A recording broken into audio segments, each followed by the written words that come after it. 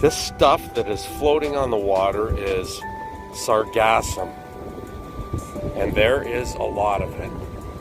And it has come in overnight on an onshore wind and has covered all of the beaches.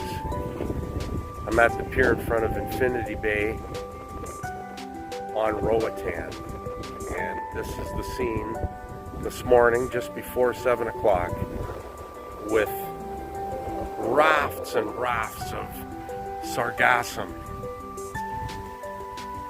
Look at it, just choking the whole beach. They work feverishly to clear the beach of all of this stuff, but there's just so much of it.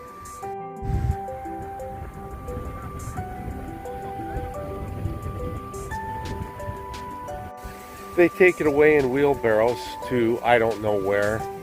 In front of some resorts, they dig big holes and bury it. And you can see that they clean up just as far as the water's edge, again hoping for an offshore wind, but there is just so much of this stuff.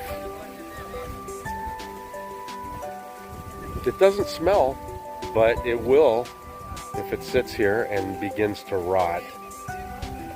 It's full of all kinds of organisms, microorganisms, and so on.